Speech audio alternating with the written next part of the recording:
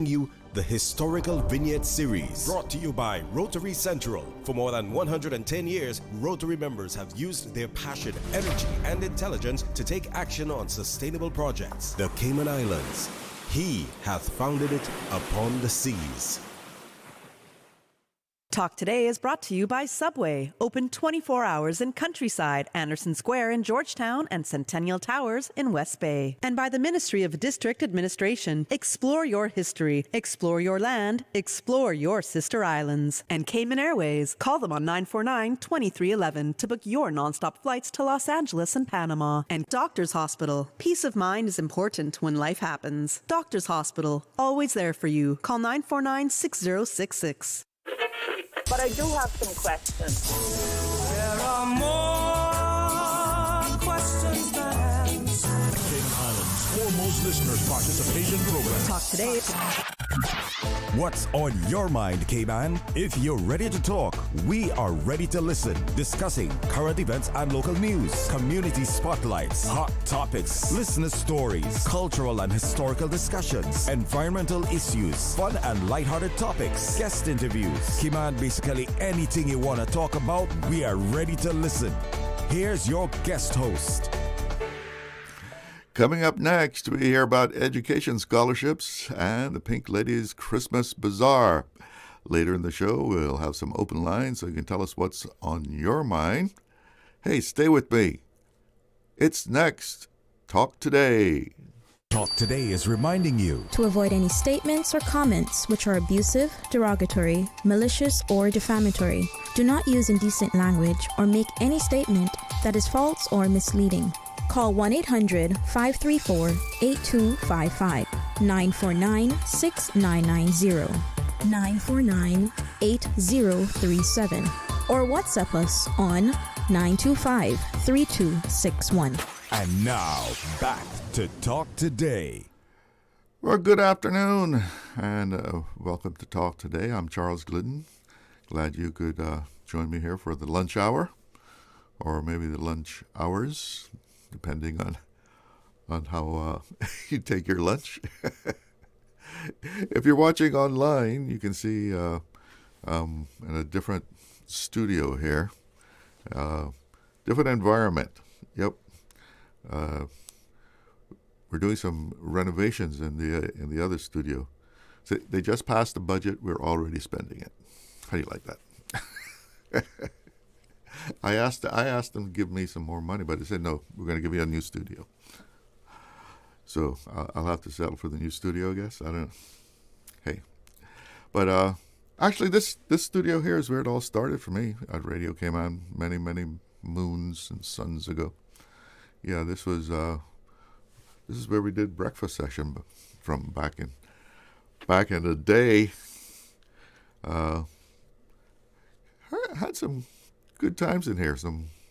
Playing some good music. Had some good guests come in the morning. Had some good shows went on in here back there, and when we were making the good times roll. But yes, thought we were going to talk about education scholarships, but looks like we're not doing that quite yet. So, hey, what would you like to talk about? Pick up the phone. Give me a call. Express yourself about whatever is on your mind, what's going on in the community. We just passed a record budget in the House. So how you feeling about all the money that's going to be spent in the coming 2 years? There's been some fee increases, and I know a lot of people are talking about those, especially if you're on a work permit. I know there's some fees that got jacked up. And what do you think about those? Let's see. Some of the things here. These small property developers, they're going to be paying more money. They used to pay $750 Now they're going to be paying fees of $10,000. Those are property developers with 16 or more employees. That's their business license is going to cost them a lot more. I noticed the Compass is using an interesting word. They're using the word targeted. Like property was heavily targeted, or non-Caymanians are being targeted. Interesting choice of words, targeted. Like, I don't know. It's like you're gonna take someone down. I don't know. We have a caller on the line. Good afternoon. Good afternoon, cowboy. How are you? Oh, not too bad. Thankful. I not call for what you just say, but I'm going to say something about it. Targeted. Cayman not supposed to do anything but just stay as is year in and year out, regardless of what government we may get, because a lot of people just want things their way. And then some people will say we need a government that's going to do better for us and stand by us and all that kind of stuff. And then when the government tries, you always have negativeness and the pros and cons on everything that everybody do. Somebody's going to complain. Somebody's going to complain. But I have to say that the only one that I feel is going to complain about anything that would benefit the people of this island, especially the Caymanians, are the ones that doesn't want anything to change because they wanted to stay as is, and it's all about them, and don't give a rat's what Judge Judah says. Don't give a rat's about us. But I got to leave that there. I didn't call you for that. What did you call me for? I was talking to you a couple of days ago in regards to Smith Road. Uh-huh. You remember? Yeah. Okay, I was saying that down there by Foley need a four-way stop sign down there. And yesterday, while we were dropping off the kids there on Smith Road, that center lane that is only used for turning left or turning right. Mm-hmm. Well, yesterday, to all our surprise, the two buses, I was the second one behind. The upper bus, they all had the flashers on and come to a complete stop. Kids are getting off the first bus, and two vehicles came over on the right side into that center lane. And God only saved them yesterday from not getting hit by these two vehicles that overtook the two buses. That we're in the left lane now. And you stopped. Lane now. Where did we stop? No, I said you were stopped. Yes, the two buses were completely stopped. Stopped there in the front of the laundromat. Yeah. On Smith Road. And the kids are coming off the first bus, and two cars behind my bus got into the center lane, which is only for left, right, or turn. That's a turning lane, put it that way. And these two cars came out of nowhere and approached the first bus that were letting off their children. My bus was not letting off any children, but we have to still stop behind them because kids are getting off. You understand? Yeah. And these two cars came out from on the right side into the center lane and almost taking on our children. Wow. Wow. Huh. All I saw yesterday was goosebumps, and thank God for nobody getting hurt. Yeah. Those two cars went by their business, never apologized, never even threw the car in park, didn't even wait for the buses to stop, to continue to go. They insist that they're going to be ahead of us. I'm just asking today, whoever's out there in charge of these left and right turn lanes that's in the center of these roads on this island, they need to put some restriction on them, and this is what do us now. People doesn't want restriction. People doesn't want to obey rules and regulations. And then when they hurt someone, oh, I never see. Oh, I'm so sorry. Hey, we don't want to hear that. And they want to break now. Nobody. Huh? And then they want you to give them a break. You know what I mean? I wish I could drive there. A bus that wouldn't get no break, just had to stay behind me. But when people do that, I mean, they're either like totally inconsiderate or they're complete idiots. They don't realize the danger that they're creating. Mr. Glidden, the bus exit is on the left-hand side. Yeah. So when the bus stops, the kids get up on the left and have to walk in the front of the bus to go across the street. So what make them think the bus stopped there for no reason, that now going to see a child coming out of the bus eventually? Come on, man, where's your common sense? Yeah, I mean, as soon as you have your flashers on and you stop, everybody else is supposed to stop.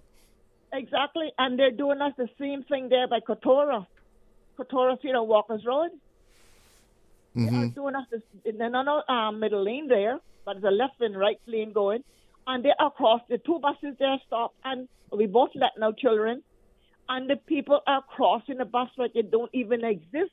The flashers are on, and they are still going. The guys are blowing the bus horn, and the kids are coming out of the bus, up to the front of the bus now, and the cars are still moving. Yeah. Where are the respect for these children? Yeah, I don't understand why people do that. I mean, that is such a basic rule of driving, is that you stop for a school bus that is either taking on or discharging, students. That's so basic. You really shouldn't have to think about it. Someone sent me a set of pictures on First Smith Road where that center lane is being used practically 24/7 when it's busy on Smith Road there. People are in that lane. I've seen it myself.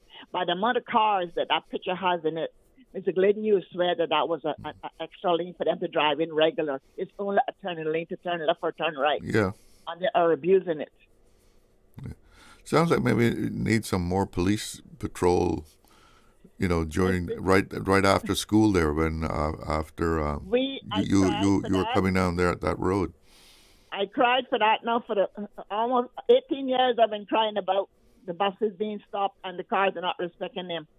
When I used to get off the school bus, Mr. Glidden, I saw my death numbers of time on that left side stepping down to the last step on that bus. When that car crossing, all I can see from that car is the breeze, and the child is behind me. Yeah. And the motorbikes were doing the same thing. We reported to the police till we are sick and nothing is being done. You know what they told us? Are you willing to go to court to say that this was the license plate number that almost killed you or overtook your bus? Why would they want to jeopardize that individual? Why can't they take the word, here's the license plate number? I don't care who. Yeah, I guess when you get into court, you need someone to testify and say, yes, that's the person, that's the car that hit us. That's the thing. When it's one thing for the police to believe you, but when you go to court, you got to prove it, right? Listen, I have to take a break. So you have a great afternoon. Cool. We'll be right back after this. Stay cyber secure with Cayman National. Here are a few tips that will benefit you. Ensure to log out completely when you finish any online banking activities. Be aware of phishing attempts and only click links from trusted sources that are sent from your device through emails and messages. Remember, Cayman National will never ask you for your credentials. If you suspect a fraud attempt or that your account has been compromised, please immediately contact our customer support team at 949-8300. It's time to celebrate 35 years of Caymanian heritage at the National Museum's Anniversary Celebration and Christmas Market. Join us on Saturday, 22nd of November from 5 to 8 p.m. for an evening of festive fun, local shopping, and Caymanian traditions. Shop one-of-a-kind gifts from local artisans and vendors, enjoy traditional food, live entertainment, and family fun. Don't miss it, the National Museum's Christmas Market, Saturday, 22nd of November from 5 to 8 p.m. Come celebrate 35 years of history, heritage, and holiday cheer. Hey, new drivers! Don't just drive, drive smart. Cynical and Inspire Cayman's Safe Driver program will show you how. Get real-life simulator training and classroom sessions to help you gain experience, stay alert, and avoid accidents. Learn to recognize risk, manage fatigue, and make smart choices behind the wheel. Certified participants may even pay less for Cynical motor insurance. Learn more and register at cynical.ky. Cynical, keeping Cayman covered. The 7 a.m. Sports Report, brought to you by Dr. Wayne Porter, offering a full-service dermatology and dermatological surgery practice. Call 946-9020 to book your appointment today. Cybercrime happens online or through the technology we use every day. Anyone can be a victim of cybercrime, whether you are a young person being bullied or harassed online, or an older person or business who's been scammed out of money or personal data. Cybercrime is an issue that touches all of us. The Cayman Islands government has therefore created an online resource to help keep you cyber safe in an ever-changing world. In online situations, it is better to be cyber safe than sorry. Learn now to protect yourself against cybercrime. Visit gov.ky/cybersafe. Radio Cayman's Talk Today.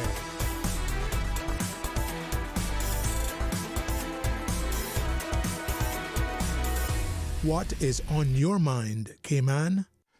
Welcome back, and we have a caller on the line. Good afternoon. You're on the air.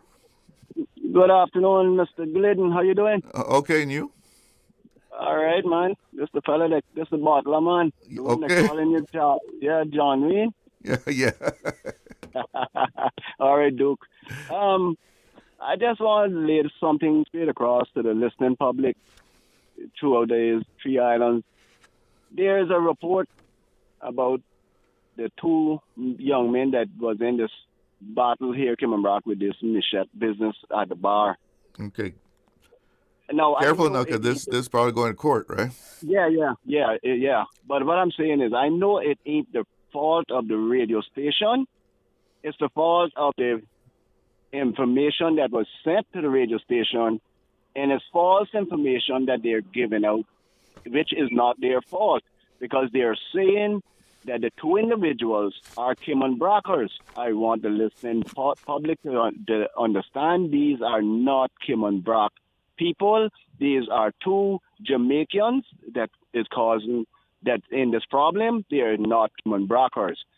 Just want to get that clear up, that the listening audience public will know that they need to get the act together when they're sending reports into the radio station, and that is coming from the police side, that they'll stop giving false information because they seem like they are afraid to call these people according to who they are.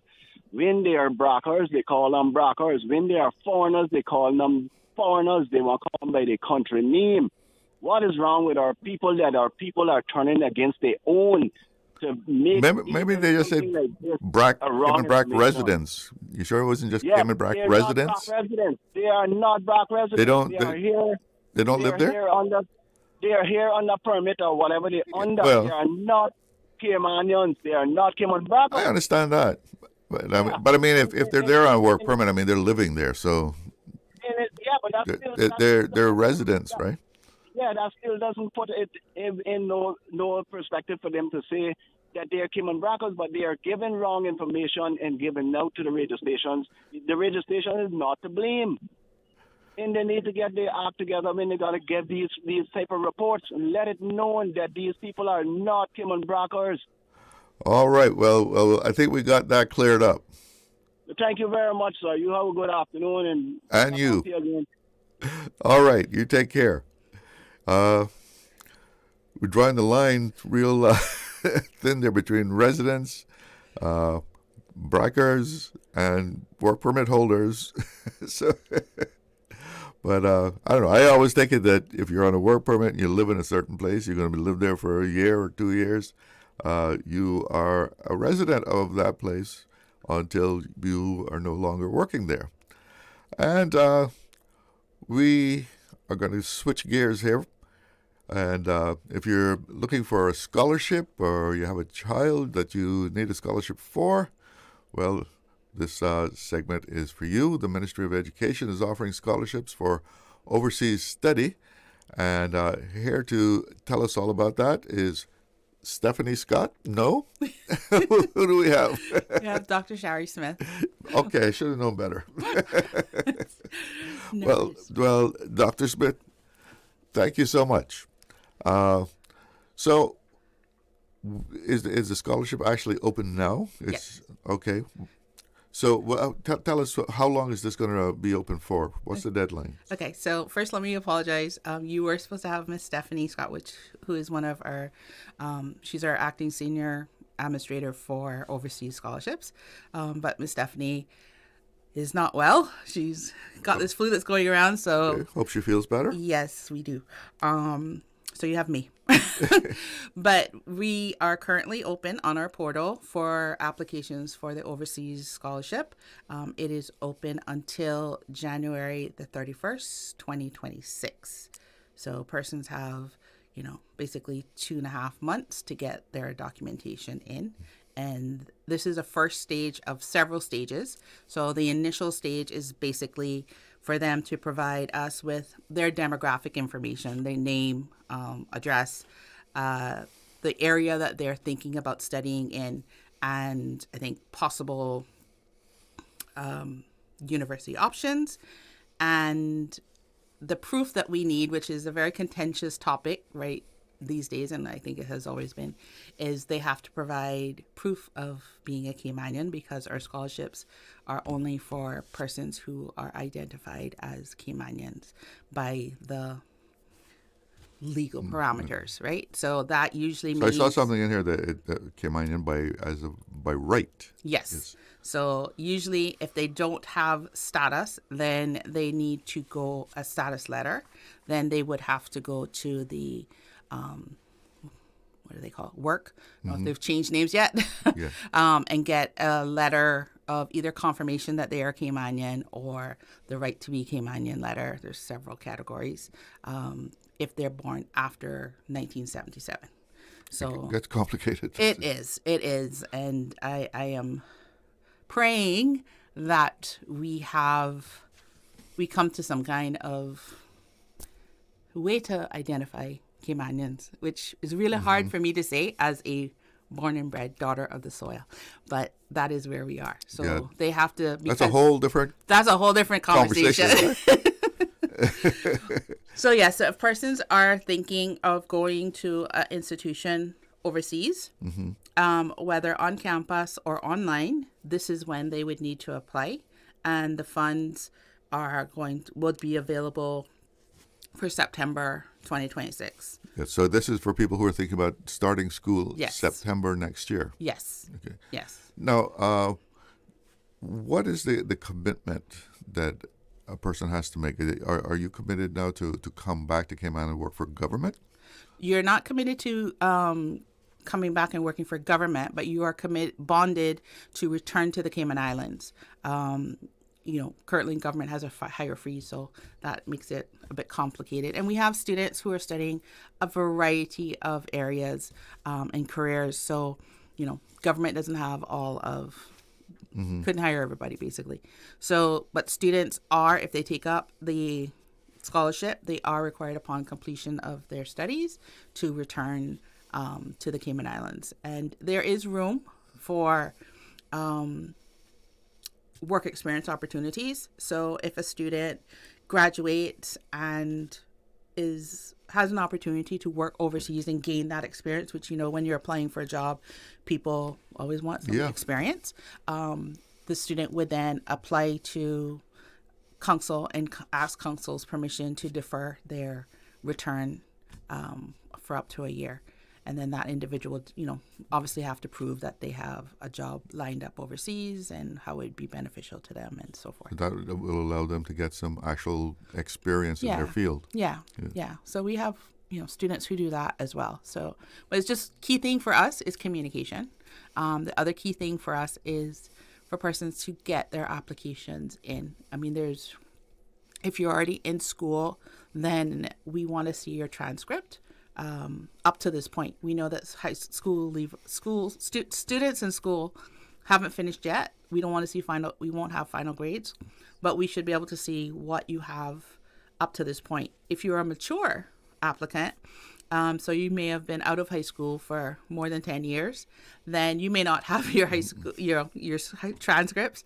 So what we would be looking for is a resume that outlines your work experience and how it applies to what you want to study.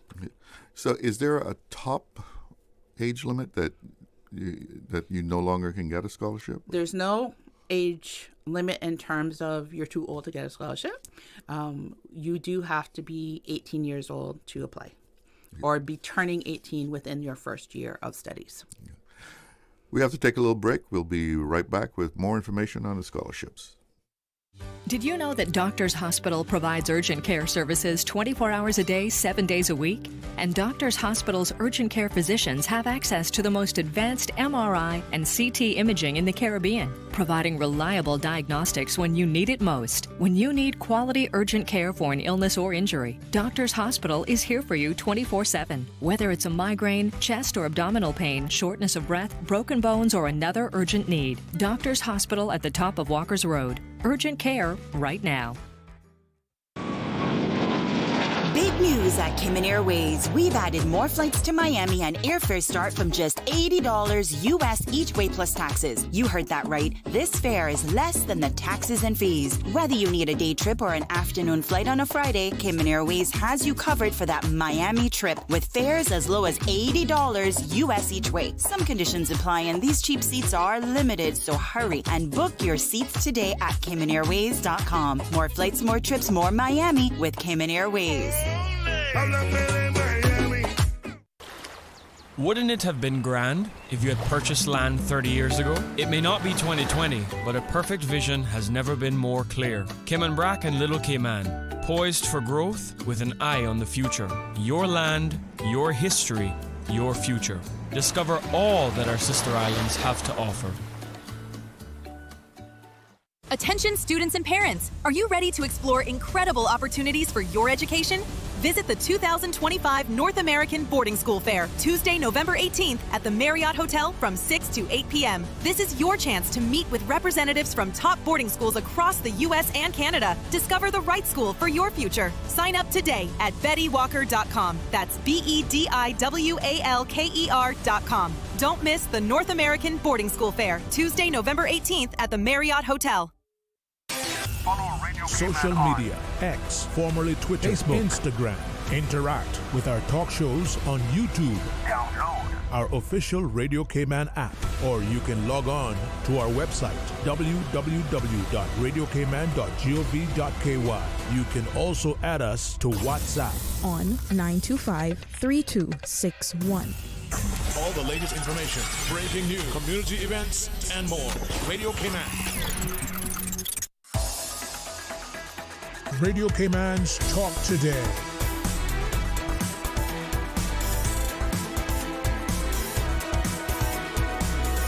What is on your mind, Cayman? Welcome back, and we're hearing all about the opportunities for overseas scholarships that are available to Caymanians. And so in this first stage, you don't have to be accepted to a school or anything like that. Correct. Yes. So majority of applicants are students who are still in high school. So they may not necessarily have that acceptance letter. Most universities are waiting to see your final results. But at this point, what you can provide is your high school transcript up to this point. And most of the schools locally are familiar with the process, and so they would be able to give those to the students to upload into our portal. So is the scholarship more or less wide open for any kind of education, or you put emphasis on certain areas? So at the moment, Education Council has not put a limit on the subject area that a person can study. What they do have to do is, in their personal statement, really demonstrate if it's something out of the way, how it would apply to Cayman. How would Cayman benefit from you getting this qualification? So it does require the applicant to, give it some thought and be insightful in terms of, and maybe creative on how they can use their qualifications upon returning to Cayman. We do have a scholarship for persons who are interested in going into the teaching field, and that scholarship is $5,000 more. So the regular scholarship is $30,000 per annum, and it can go up to 4 years.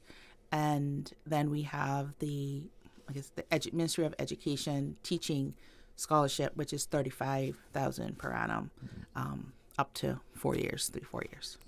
There's been a lot of talk about work coordinating with the ministry as far as what scholarships are needed, who's coming back, when. Yes.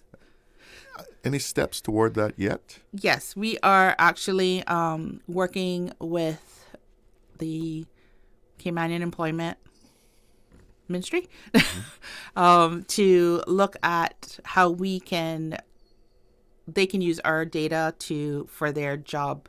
I think it's their job seekers portal. But our system that we have does allow us to basically run reports and provide information to the entity that's requesting. So we are able to provide them with information in terms of who is studying what and, when their projected completion date is.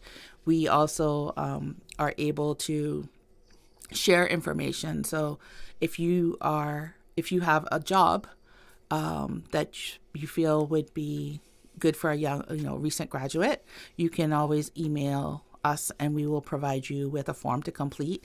And what we can do is, say the job was in accounting, we could then send that information out to all of our students who are studying accounting and so forth. So we utilize that especially for internship opportunities for our students.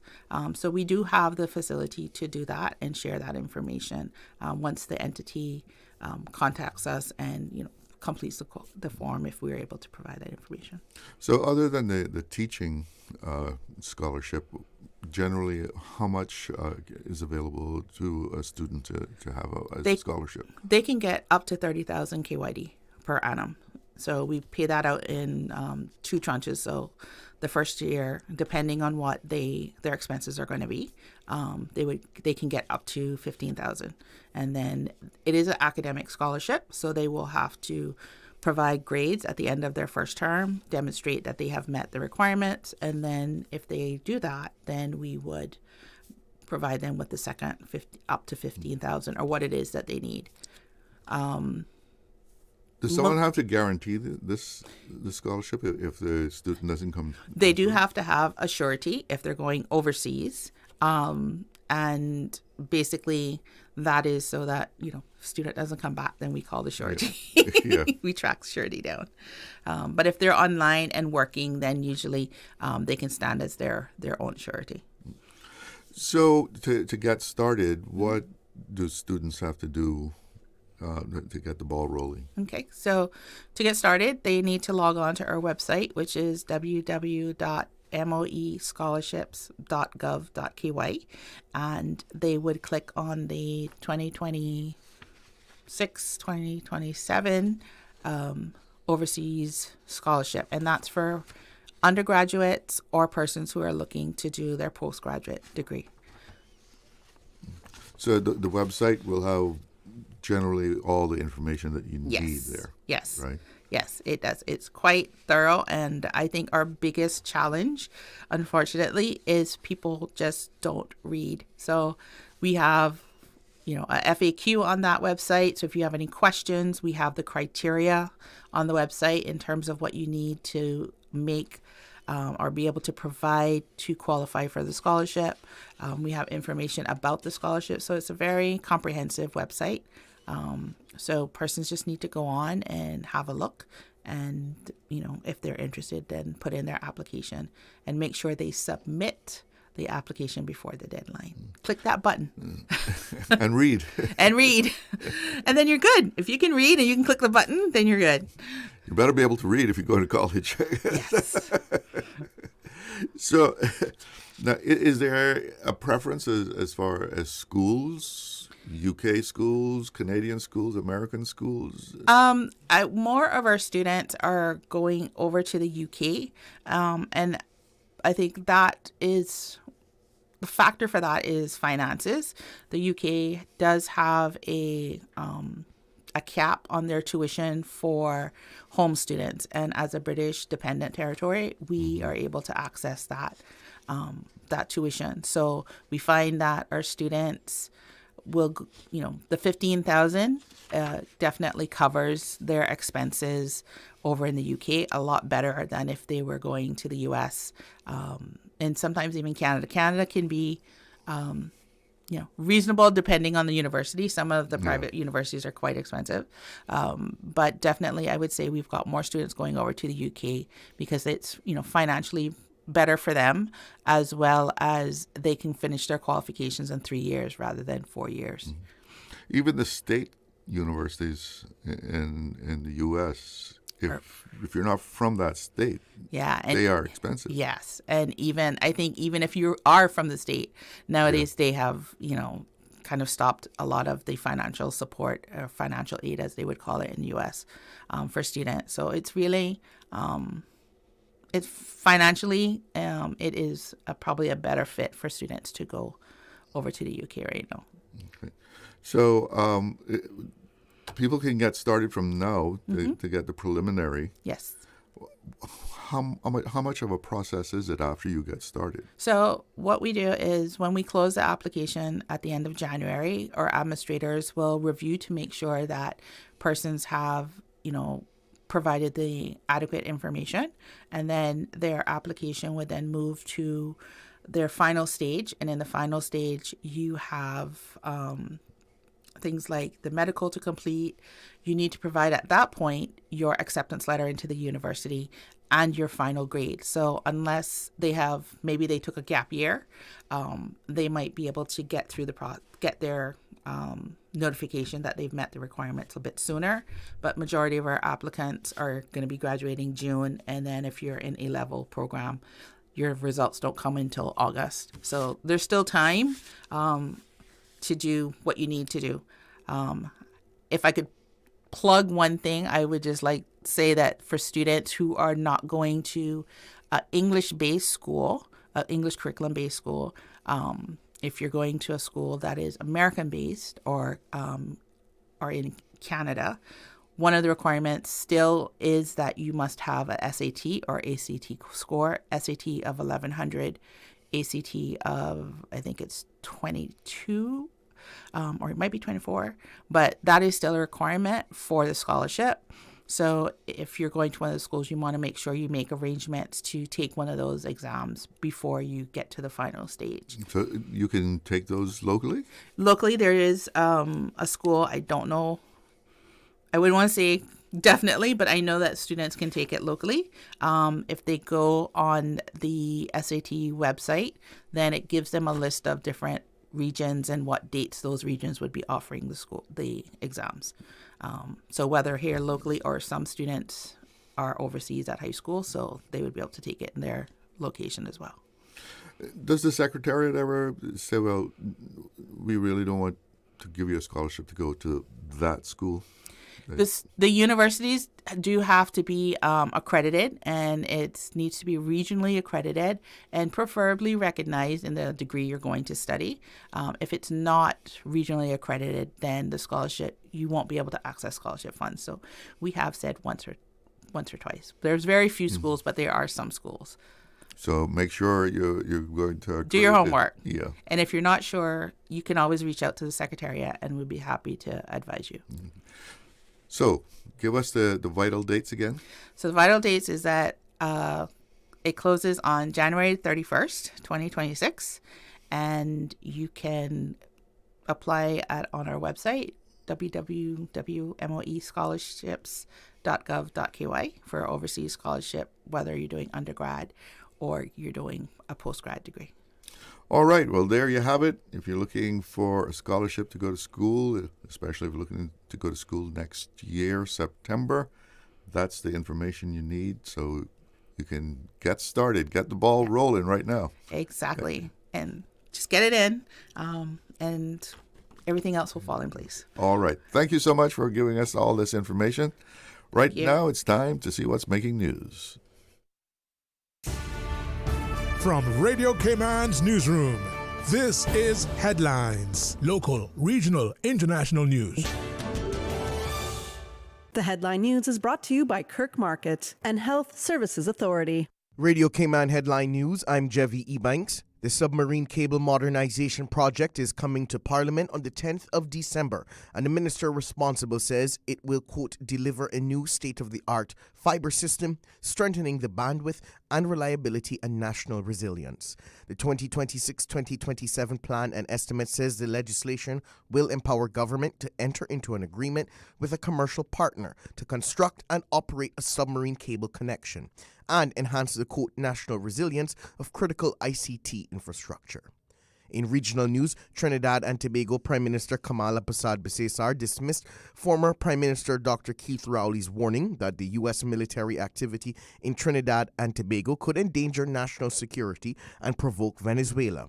Rowley, citing the updated status of force agreement, claimed the government signaled willingness to allow U.S. operations targeting Venezuela, an allegation Persad-Bissessar denies, asserting no such request was made and Trinidad and Tobago remains neutral. She defended joint military drills with the U.S. as vital to combating transnational crime and insisted the country's sovereignty and peaceful ties with Venezuela remain intact. Venezuela President Nicolas Maduro condemned the exercises as a threat to regional peace.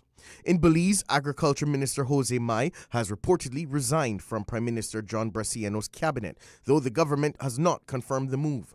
Media reports suggested the resignation followed alleged pressure from the U.S. Embassy and unverified claims by a Mexican outlet linking Mai to criminal activity, allegations he vehemently denies as defamatory and politically driven. Mai has threatened legal action against what he calls fake news. The report comes days after a cabinet reshuffle that reassigned Mai to include new growth industries. Opposition leader Tracy Panton criticized the lack of transparency and called for an official explanation. Headline news from the Radio Cayman newsroom. Radio Cayman. More news available at www.radiocayman.gov.ky. Check out our social media pages: Facebook, YouTube, X, formerly Twitter. Radio Cayman Headline News.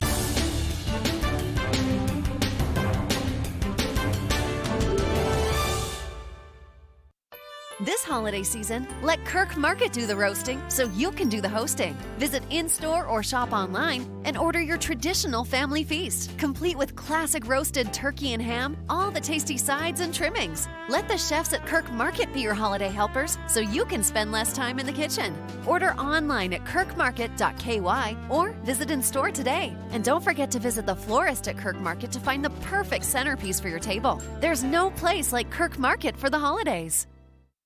HSA's orthopedic clinic has relocated to the second floor of the Smith Road Medical Center. Our dedicated team of highly skilled orthopedic surgeons treat conditions ranging from spine to ankle injuries in adult and pediatric patients. We offer minimally invasive procedures from ligament reconstruction to hip and knee replacement. If you have experienced an injury due to sports or day-to-day activities, call 949-8600 and schedule an appointment with HSA's orthopedic clinic, now located at the Smith Road Medical Center. Radio Cayman is pleased to feature this special Sister Islands historical vignette brought to you by the Ministry of District Administration and Lands. Explore your history, explore your land, explore your Sister Islands. Following the storm of 1932, Cayman Brac, under the initiative of Commissioner A.W. Cardinal, engaged in several different industries to boost their recovery efforts. Sharks were actively fished for their skins, which were then shipped via Jamaica to New York. For perspective, one good shark skin over 35 inches could feed a family for a week. Egging became more common. The practice of egging meant traveling hundreds of miles to the Sorana, Pedro, and Morant Cays and collecting birds' eggs and then shipping them direct to Jamaica. The eggs would value at £4 per thousand, with the season record being 291,000 eggs collected. Cattle and goat hide tanning was also a trade unique to the Brac by the Lazari family in Northeast Bay. Its leather products supplied the sister islands and was exported to Jamaica and sold in Grand Cayman. Radio Cayman is pleased to feature this special Sister Islands historical vignette brought to you by the Ministry of District Administration and Lands. Explore your history, explore your land, explore your Sister Islands. Radio Cayman's Talk Today.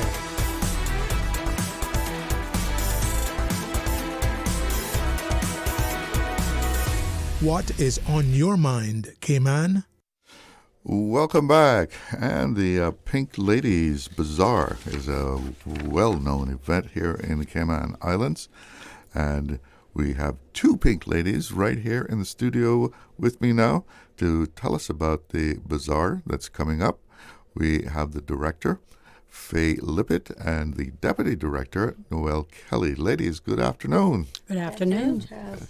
Let's find out more about the work of the Pink Ladies before we get into the bazaar. How did this all get started anyway? Well, it started with a very well-known person, and that is Miss Olive Miller. She came to the island, many years ago, 1970 or before that. Around that, yeah, and she started the Pink it's Ladies. It's like had always been here. It seems so. It seems so. She started many things. She was wonderful. Yeah. So what she got it started, and so what was the whole idea behind Pink Ladies? At the time, most of the work was being done in the hospital, and at the Pines as well. She was instrumental in setting up the Pines. She was the first manager there. And with the hospital, what we did was we started the coffee shop. And boy, that went way back. And it ran for 35 years. And in the beginning, we were able to bake all of our own things, make our own sandwiches, and serve the public. And as it evolved, we weren't able to do that anymore. We had to bring the food in, but we still serve the public, and that's what we've done ever since. So you're still there at the hospital? Right? Alas, no. In 2017, we had to shut it down. We could no longer run it without actually incurring a lot of debt. We had to pay for our volunteers and our food and our rent. So sadly, we left, but of course the slack has been taken up by a commercial organization. So what is the thrust of your work now,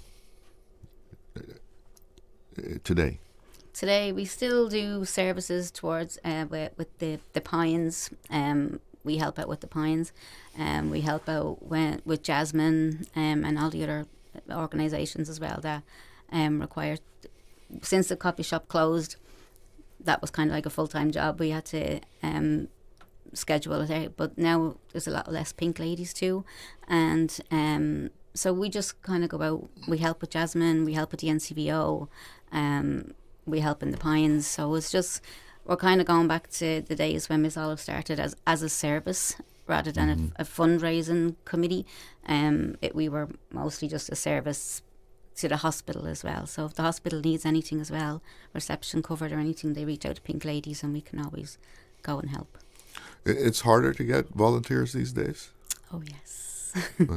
Everybody's busy. Busy, yeah. Everyone's, I guess it's the times that, both parents are working. So like back in the day when Pink Ladies started, a lot of the women were just taking care of the children. So they were just doing, while the kids were at school, they were doing the volunteer work. But nowadays both parents nearly have to work. So there's not as much people available to do all the volunteering work. That's how the coffee shop, we had to close it down. It turned into a business rather than, because we couldn't get the volunteers. So we had to hire people and pension and things like that. So it was turned into a business, which is what Pink Ladies are. Yeah, it became too much. Yeah, and because we would have been going into the funds that we would have been donating. So that's kind of, we just wanted to donate. So if someone wants to volunteer, what would they be committing themselves to? Whatever time they can afford.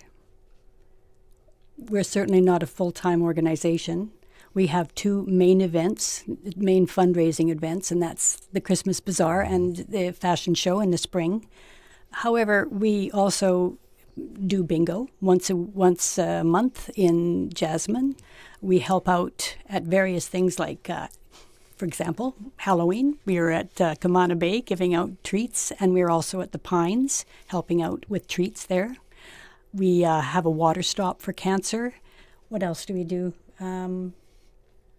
Anything that comes up. Anything that comes up, they just say, Pink Ladies, can you help? The NCVO needs people to shake the can, and we're there helping out with them. So you go out and collect at the stores and so forth? Yes. That's correct. Yep. So the bazaar, the Christmas bazaar, when is that going to be? This Saturday the 22nd at the Ark in Camana Bay, from 2 until 5 p.m. So it's always a fantastic day, and it's the kickoff to the season. Everybody's like, "Oh, Pink Ladies, they're getting their tickets. Oh, we look forward to this because this, You're the signal that Christmas is. That's it, yeah. It feels like it. It feels like it. Yeah. Well, what's it like? Tell it. What can people expect when they come there? Well, first of all, it costs $5 to get in, and that $5 has been the same for 40 years. Inflation has not gotten to it. It has not gotten to it. The reason being, we want everybody to be able to afford to get in, and of course, all the money that's donated to us, we give back. Once you're in, that $5 gets you tea and a cupcake, cookie, or tea bread, and my goodness, the entertainment is endless. We have the National Choir, the National Children's Choir, and this year, we just discovered today, there will be 60 children in the junior choir, in the children's choir. They'll be performing. We have a woman playing violin, Christmas carols. We have little dancers, little Bollywood dancers. We have, what else do we have? Anyway, it's endless. It's back-to-back entertainment. It's quite lovely. It really gives you in the spirit. But not only that, our crafters have been crafting all year round, making handmade Christmas crafts. So you can buy those. And our ladies have been baking and canning and making jams, jellies, cakes. We sell. We have a silent auction. Really good items in the silent auction. Any examples? Oh, yes, yeah, a couple of items for the silent auction we have this year is we've got 2 bicycles. Patio furniture donated from Kirk Home Centre. Worth $500. $500 CI, that's worth it. You might not be paying that because we'll start a little lower. Water for crystal, beautiful water for crystal. Punch bowls, fruit bowls, absolutely gorgeous. Staycation at the Holiday Inn, so a 2-night staycation, and some water sports by Illuminescence Bay from Captain Marvin's and Red Sail Sports. So they've all that's oh, and then we have a lot of pictures. Art. Yeah, they're all the old ones like South Sound and Debbie Vanderbilt and Janet Sibley. I'll probably get the names wrong, sorry.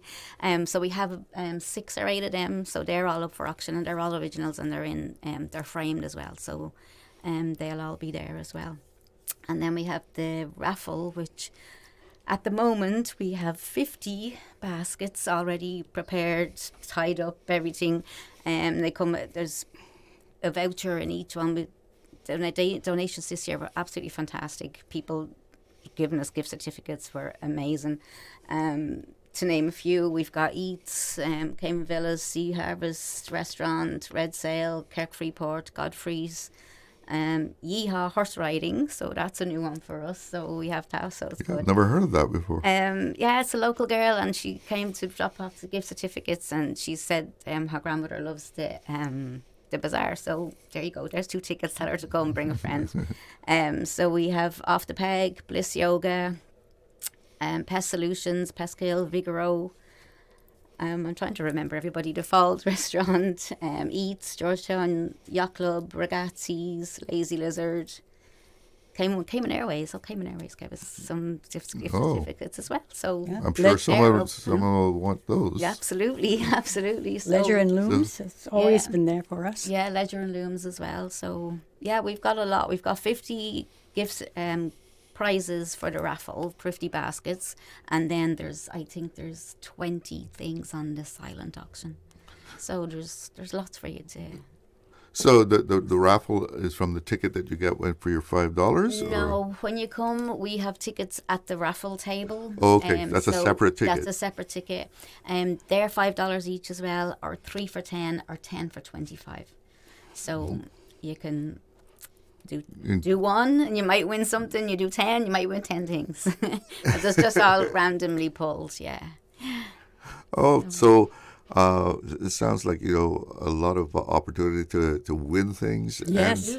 And have some great entertainment. Yes, indeed. We also have the Country Kitchen, which Faye just touched on there. We have to big a huge shout out to Mark at Government House, the governor's chef. He always gives us loads of mince pies, which are gone like that. Yeah, I can imagine. Yeah, so everybody, so get there early, get your tickets, and come in early for Mark's mince pies because they're all delicious. So you sponsor a number of organizations, right?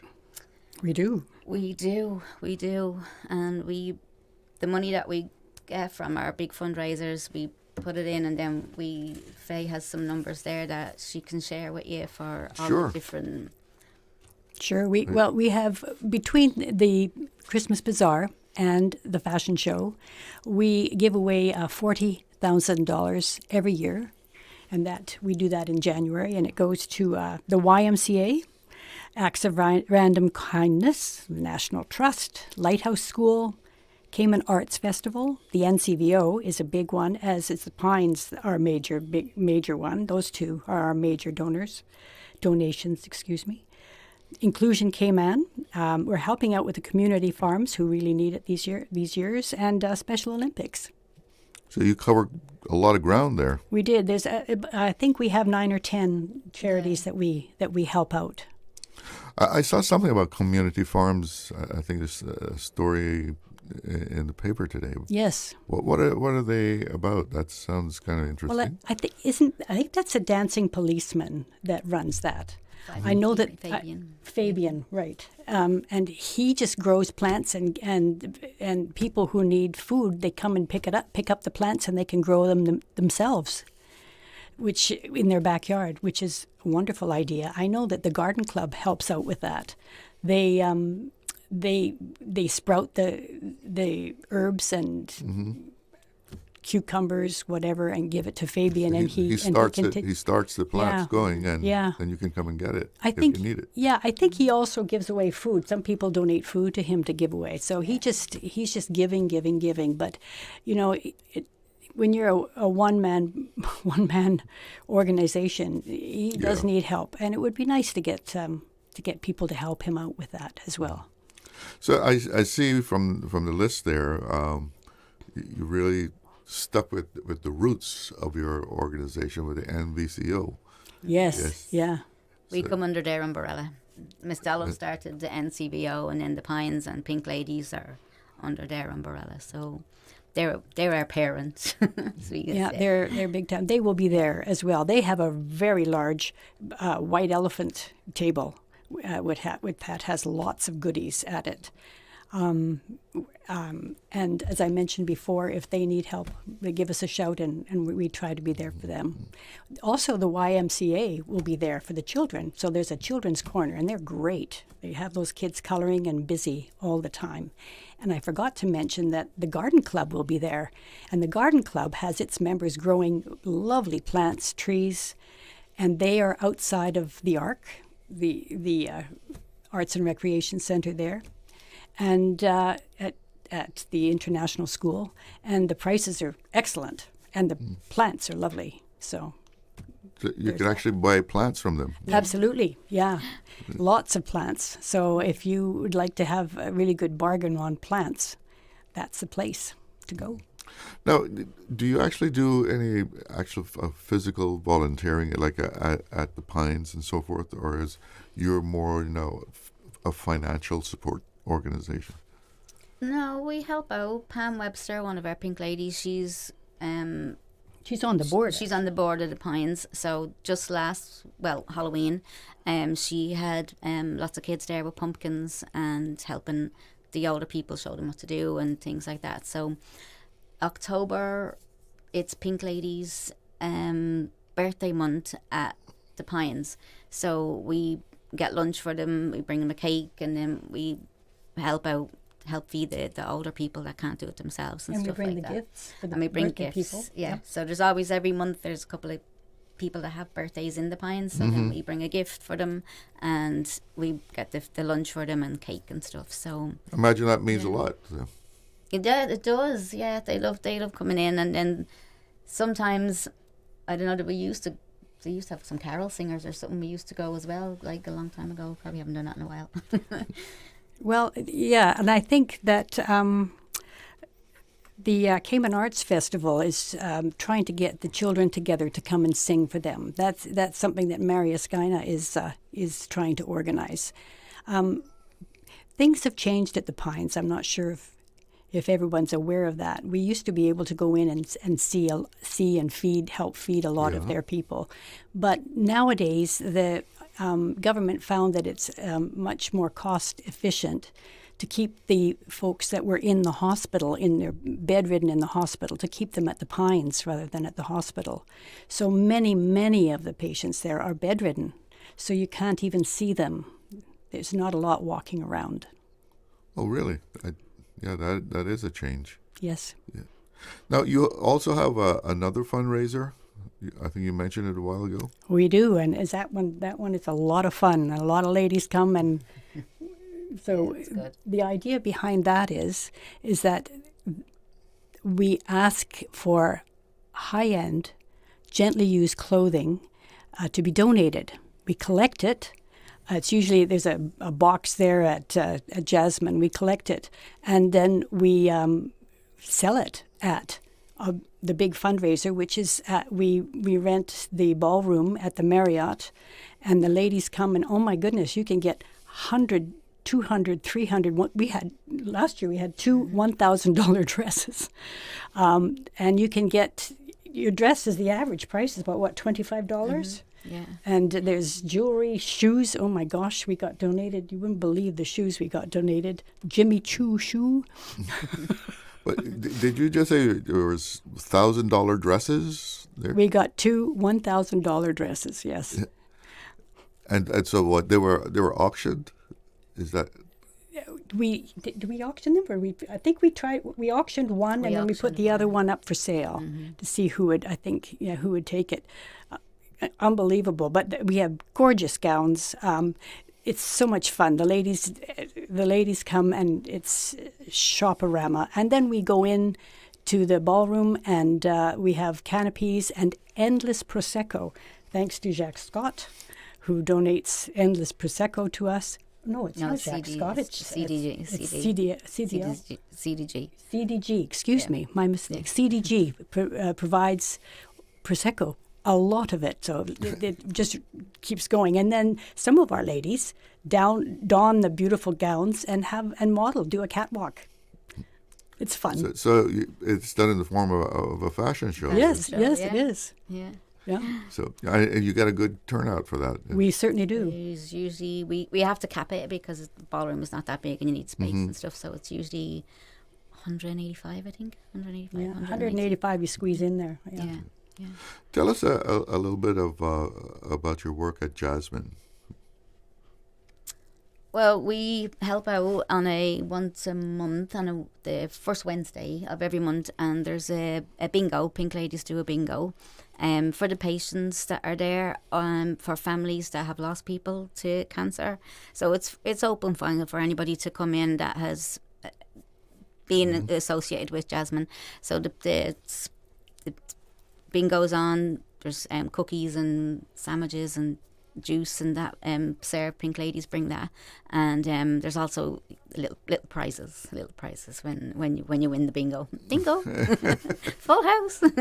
So there's little small prizes. So that's just like to keep entertained for the Jasmine thing. Jasmine do come to the bazaar, and they have a table, and they sell their calendars, and they also send their little small angels as well that they have for Christmas. So they always have a table at the bazaar, as do the Humane Society. So they bring books, and they sell all their books there as well. Okay. So there's a lot at the bazaar for everybody, you know. So there's different charities. These are charities that we would donate to. So we allow them to come in, and whatever they make, then that is their donation from us. We don't charge for tables or anything like that. So it's just free for those charities that we would normally give to. So they come in. So you make it so that everybody can really make the most out of the whole situation that they can. Yeah.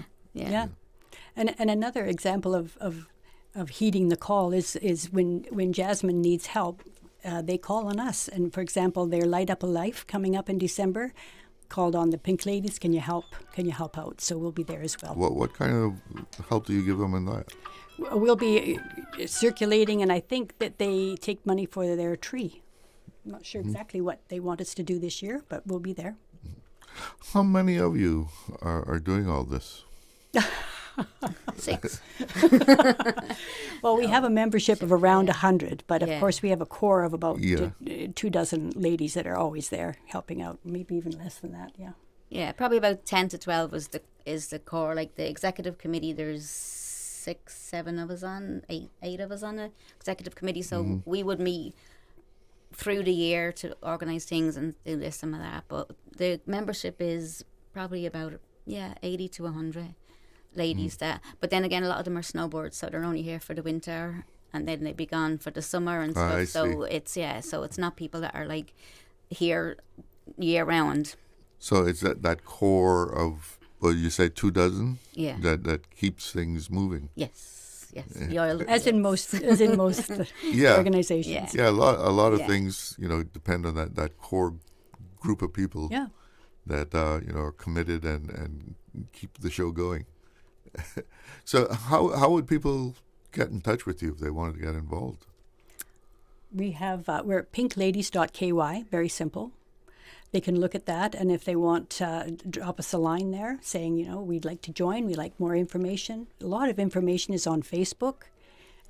It's on our website, and that's how they can get a hold of us. Or just come up to us when we're selling tickets. We'll be at, this weekend we're at Kimana Bay, Foster's, A.L. Thompson's, this weekend selling tickets. Facebook page is probably the best way to get a Pink Ladies Facebook page, and there's 3 of us that have admin to that, so they'll always get an answer pretty quick because one of us will be there. So that's we just actually had somebody the other day wanting to know how to join, so we just sent them the link to the page, so fill this form out and then the thing. So so it's very easy. It's very easy. Okay, so let's recap. So if anyone joined us late, they could make sure to have the information. The Christmas Bazaar, when is it going to be taking place? This Saturday, 2 till 5. Okay, and it's going to be at the Ark? Yep. Kimana Bay, the Cayman Islands International School. Okay, just go over some of the things that are going to be happening there so everybody knows what they can expect. Well, we'll have entertainment for the whole afternoon. We'll have the raffle in between changing of the entertainment, so we'll pull them. We have the craft table. The ladies been working year round, absolutely fantastic crafts they've done. We've got country kitchen, all kinds of jams, cakes, biscuits, cookies, everything. We'll have NCBO will be there with the White Elephant stall. Jasmine will be there selling their calendars, and Angels. Humane Society. They'll be there with their books, and then the ladies, the most important YMCA for the children, and then the most important part is the ladies with the teas, and we just have to give a shout out to all the supermarkets for that. Jake Scott's donate, Kirk's, Hurley's and Foster's, so they're all donating to the teas. So you get your cup of tea or fruit punch and tea breads, cookies, cupcakes. So you can buy a lot of things to make your own Christmas basket. Absolutely. And me and my friend Linda are available to help with any of the baskets. We've done our 50 already, so we can help you anyway. And some good entertainment to boot. That's all right. Well, ladies, thank you so much for coming in and telling us about the Pink Ladies Christmas Bazaar. And we thank you for your service. And we hope to see you there on Saturday. Okay. Yes, do come. All it's right. fun. Thank you. Right now, we're going to take a break. Be right back with more Talk Today. Big news at Cayman Airways. We've added more flights to Miami and airfares start from just $80 US each way plus taxes. You heard that right. This fare is less than the taxes and fees. Whether you need a day trip or an afternoon flight on a Friday, Cayman Airways has you covered for that Miami trip with fares as low as $80 US each way. Some conditions apply and these cheap seats are limited, so hurry and book your seats today at CaymanAirways.com. More flights, more trips, more Miami with Cayman Airways. Accidents and illnesses can strike without warning. Ouch! When it comes to urgent care, every second counts. At Doctors Hospital, we have a dedicated team of experienced doctors and nursing staff available to you 24 hours a day, 7 days a week. Don't waste time in an overcrowded emergency room when you need urgent care. Whether it's a broken bone, a severe infection, or a sudden illness, trust in Doctors Hospital's unwavering dedication to providing the best immediate care. For complete urgent care when you need it the most, choose Doctors Hospital, located in Georgetown, 16 Middle Road. Stay cyber secure with Cayman National. Protect your computers and mobile devices with security software to defend against cyber attacks through viruses, malware, and other online threats. Be aware of unsecure Wi-Fi connections when in public. If you need to access your online banking or sensitive information on your mobile devices, try disabling the Wi-Fi and switching to data from your mobile network. If you suspect a fraud attempt, please contact our customer support team at 949-8300. Explore your history. Explore your land. Explore your sister islands, the ultimate staycation experience. Your culture, your freedom, the land that time forgot isn't gone. It's your sister islands. Discover all that our sister islands have to offer. The year's largest Black Friday sale is back at Kirk Freeport. Enjoy 4 days of once-a-year deals on luxury jewelry, watches, fragrances, accessories, and more. From Thursday, November 27th until Monday, December 1st, find unbeatable discounts, up to 75% off of your favorite brands, located across Kirk Freeport's network of locations. Shop brands such as Pandora, Fossil, Citizen, and more. Visit kirkfreeport.com for store details. It's time for Vigoros' annual Customer Appreciation and Seasonal Celebration. Join Vigoros Sunday, November 23rd from noon to 3:30 p.m. on Agricola Drive. Save on early bird Christmas shopping with discounts on Vigoros' best selection of home accessories, stunning ceramics, furniture, and more. Everybody's welcome with fun the whole family will enjoy. Don't miss Vigoros' Customer Appreciation and Seasonal Celebration Sunday, November 23rd. Social media, X, formerly Twitter, Facebook, Instagram. Interact with our talk shows on YouTube. Download our official Radio Cayman app, or you can log on to our website, www.radiocayman.gov.ky. You can also add us to WhatsApp on 925-3261. All the latest information, breaking news, community events, and more. Radio Cayman. Radio Cayman's Talk Today.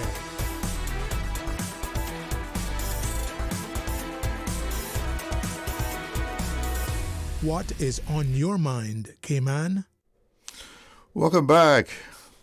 And it's open line. No more guests for the afternoon. And you can pick up the phone and give me a ring. Let me know what's on your mind. Express yourself. Maybe you just want to get something off your chest, huh? Maybe you see something in the community that you want to bring to our attention. During that last interview, they were mentioning that the Pink Ladies also help with Community Farm. The Community Farm, and if you look at in the compass today, you see Community Farm charity in great need of support. And this was something that goes back to COVID-19 pandemic days. I hadn't really heard about it before, but it's a charity farm. And like I said, it started during the COVID pandemic, and the purpose was to help seniors and other vulnerable residents, because people were locked down and everything, I guess. then they were there to get them food, and now they're looking to for some help with some funding, and to put what the paper said, put a formal governance structure in place so that if it can maintain its support to the community. And this was started by police officer Fabian O'Connor. Now, if you don't know who that is, you may know him as the dancing policeman. And if you ever drive downtown, you may have seen him doing his thing down there by Fort Street and Seafarer Way. He puts on quite a show for the tourists and anybody else who happens to be looking. So he operates an acre of land on Hearst Road, and that has been provided to him with a peppercorn rent from the Jackson family, and it's also chaired by local accountant Chris Johnson. And over the years, Cayman Community Farm has grown into a valuable grassroots service project, and it now produces between 25 and 30 organic crops, including tomatoes, scallions, okra, callaloo, cucumbers, lettuce, beetroot, Scotch bonnet peppers, plantains, bananas, avocados, watermelons, green beans, and even a small chicken coop, rabbits, and tilapia pond. So they do quite a bit on that acre of land, putting it to some very good use. So they want to make it a more formal organization, it seems, so that they can do even more in the community. But that certainly was a great idea to, get some farmland going and be able to provide food to seniors during the lockdown, because those were certainly some different days, weren't they? And so they're still going, but need some help. And it sounds like a very good project to get involved in. And I mentioned it before, the government has finalized their budget, and a record budget at that. And a lot of different fees have been hiked. What I think it's going to cost upwards of $600 for people on a work permit to get a driver's license for 3 years. We have someone on the line, so let's check in with the phones. Good afternoon. You're on the air with Talk Today. Good afternoon, Mr. Glidden. How are you? I'm doing okay. How are you? Okay. I'm going to change the topic a little bit, or I know we may not have a topic, but Pirates Week. We just celebrated the week of festivities, the district days, and I was very surprised to see that not too many Caymanians came out to support it. There were a lot of other nationalities, and I think this is supposed to be our heritage. And I think we Caymanians need to have the first place into these things. I mean, I see a lot of people out there selling different things that has nothing to do with our heritage. Nothing against people coming here to make a living, but I think, first of all, it should be really our heritage. I was so surprised. I went to like 3 different districts, and I had my silver touch, which I don't do it, but my mother used to do the sisal, God bless her soul, and I am trying to keep up her tradition, even though there's not too many people that do the sisal now, but I am trying to promote the older people that cannot get out, that still do the silver touch. And so many people were surprised to see me out there selling the silver touch and trying to promote it, which, I mean, I know a lot about the heritage, the history. I'm in my 70s. I may not look like I'm in my 70s, but I do a lot of promotions with the Caymanite, and all the local stuff that I try to maintain and tell the children. I mean, people were coming to my booth asking, where did I get the silver thatch? And they were so surprised because they were trying to find, I think it was Heritage or Cultural Week also for the schools. And it's like I had people calling me. Miss Heather Borden, the MLA from Savannah, promoted it because she came and she was so surprised to see that someone else was there, displaying it. And I've been to 3 or 4, as I said, and I was the only one there with the silver thatch. I mean, it is like, where are the Caymanians? I know there are not many left, but there are other nationalities there supporting their things. We need, when it's come to heritage, I think we need a lot more Caymanians instead of inviting other people to come and display their food. I think we have a lot of history still, and we have a lot of heritage. We could have got people out there showing them how to plait. We had a lady from Northside which was doing the plaiting. I enjoyed it very much. I went in and talked with her, and I told her, I said, I wish I could do it. Why don't we get someone to put into the schools and teach the kids? Because the art is fading, and I think we have to get back to the grassroots where we came from. And it's not only on Heritage Days, but we have other things that we would like to see remain into the island because we know where we came from. And if we don't promote our heritage and our history, no one is going to come in here and do the job that we Caymanians are going to doing. Well, that's part of what Heritage Days are all about, right? Exactly. So this is why I'm saying we need to at least try to promote it. We have a lot of Caymanians that have passed on. Others they have problems with their hands. They have the arthritis and stuff. But they're willing to come out and even sit down and tell the story. Do many people know what the silver thatch came from? That was our way of making a living years back. I remember people going to the Marion Brand store with the rolls of rope to send to Jamaica. This is where people come in here and they tell you, oh, we know. I had someone came by the store and said, oh, I can get a silver thatch hat at the flea market, at the craft market. I say, ma'am, you can? Well, just go ahead and buy it. It's not silver thatch. I say, you can't even get a top for $15 now. So she's like, oh, well, you know what? Let her go buy it. She's happy with it. Good, go buy it. So thank you for listening. Hold on. You say you went to 3 different district days, right? You went to 3 different district days. Yes, I went to Northside, and I was the only one that had the silver thatch in Northside. Which Northside had a nice display of the heroes of women that has passed on, and they had a little write up on everyone. They had a little heritage booth, and it was very nice. I went to Bordentown. I was the only one at Bordentown that had the silver thatch and the local stuff out there. And the thing is, I also went to Georgetown Day, and I was happy that I was very tired, but you know what? I got to show my Caymanian face.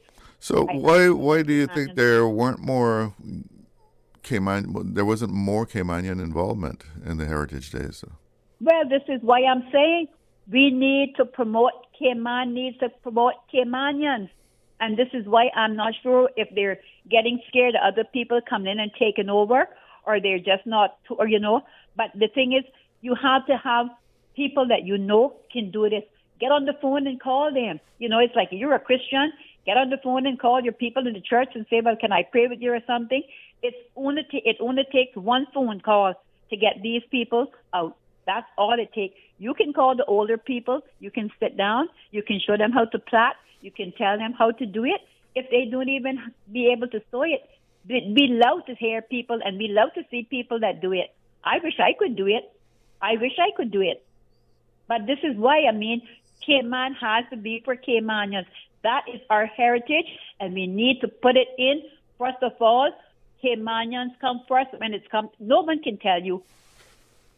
Your own heritage is grassroots, born, sprouted, and plant Caymanians. Yeah, you need the people to pass it on.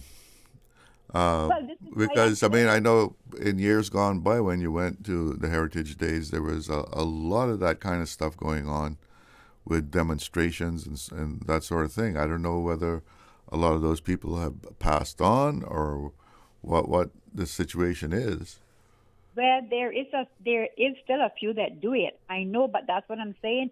Why don't they get in contact with these people? Maybe the people that's in the head of the Pirates Week committee don't even know these older people. Do they ever? Well, that's possible, but I mean, but the thing is, you said there was a lot of non-Caymanians out there doing their thing with.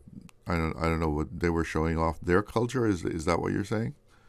Well, they had their own food. They were cooking their Yeah. Spanish food, their Filipino food. I mean, So I'm saying, they knew about it. So I don't know. I guess Caymanians must have known about it too.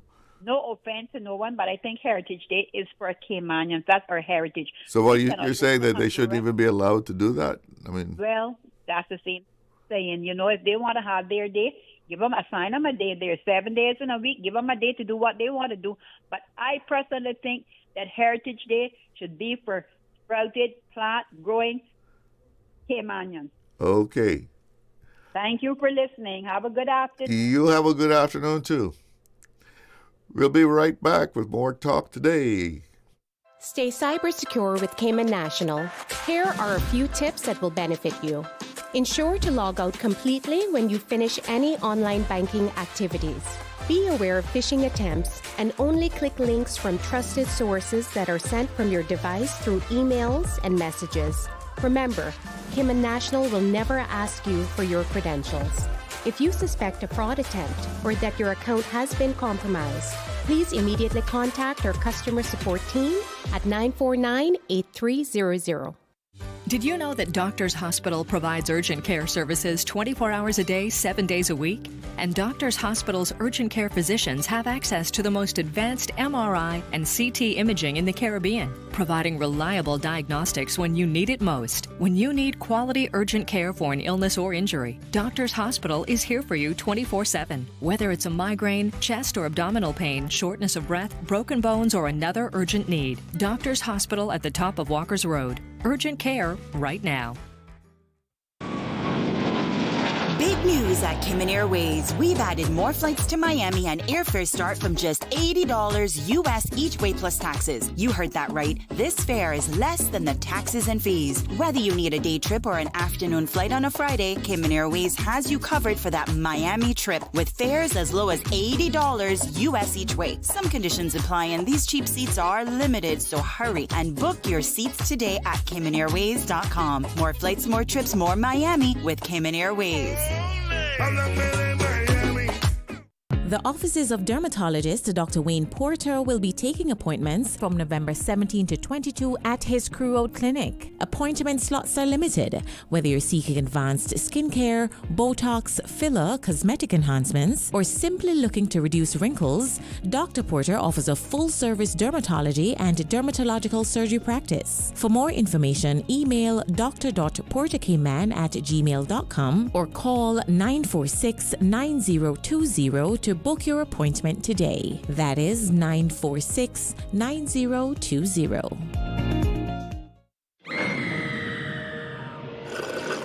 Wait, why is she going into that spooky house?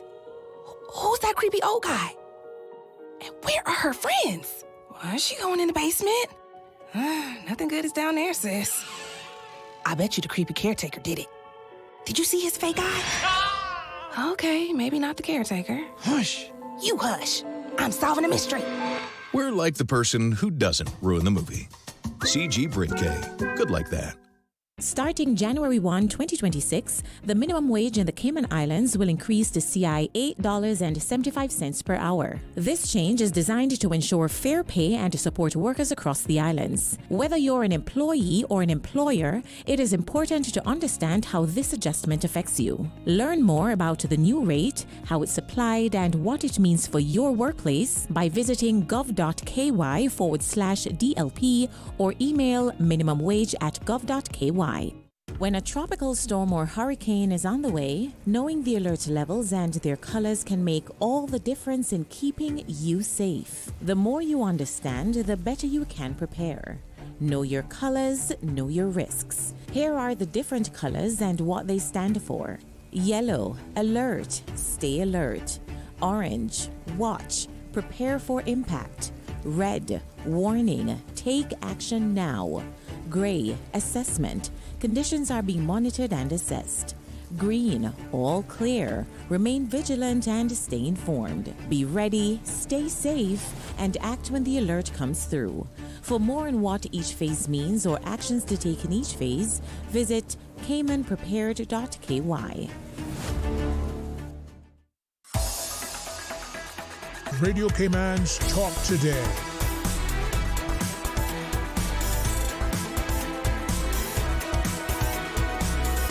What is on your mind, Cayman? Welcome back, and let's go straight to the phone lines. Good afternoon. You're on the air with Talk Today. Hello. Hey, Charlo, how you doing, man? I'm all right. How are you? Long time I haven't heard from you. Yeah, I took a while to celebrate a 78th birthday, man. I couldn't believe that I had reached them numbers. You hit 78. Oh, yeah, man. Well, belated happy birthday. Yeah, thanks, man. I feel good, you know. Well, if you got your health, you got everything, bro. Yeah, that's what I lived so long to know. Not really a joke, but I know it now, you know. Yeah, you realize it more now than ever, right? Yes, man. Yes, man. So the woman was talking about the art, man. You know, it'd be nice if it were taught in school. It'll be nice. The Cayman Crafts. Yeah, it'll be nice if we had workshops in all the schools and all the trades that we need to know the young people then. It'll be nice if they were in our curriculums, you know, I believe. But, you know, a few nights ago, we were looking at a documentary in Jamaica. Jamaican young folk singers. Mm-hmm. And these are all schools, you know. And I tell you, it sweet me so that I was singing some of the songs, because I remember some of the old-time songs. I was singing some of them songs along with them, too, so everything was just nice, man. But to look at the dance and everything like that, and you know, I'm pretty sure they'll be on show from now. They're not gonna wait until they get certain age and things like that. They put them on show from now, man. And it was really nice, you know. I just say good things come out of good schools, man. Let me tell you. Yeah, well, we just had the Jamaica Youth Chorale here too. Yeah, I heard about it. I wanted to get to it, but things didn't work out. Yeah, I live so far away now. It's hard for me to get down them places, man. Unless I catch Cayman here, ways up in. We're not gonna run way up here, man. Yeah, man. Let me tell you something. 78. When I look back, I can look back to now and say 70 years ago, November this time, we were well preparing for Christmas, you know. Mm-hmm. Yes, man, getting all the firewood and back in the sun. And back in them days, it seemed like Christmas would never come. It seemed like it was it took so long to roll around.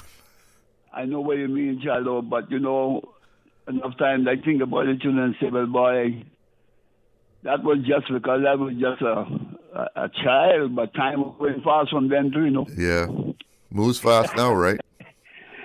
Yeah, but like I say, man, this time in November, 70 years ago, yeah, we would have the marchers going around playing music and thing and drinking their rum and thing like that. From now, they never wait till December to start this thing.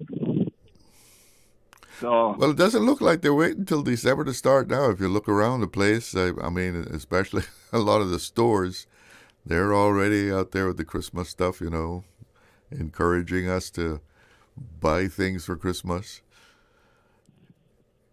keeping the economy rolling.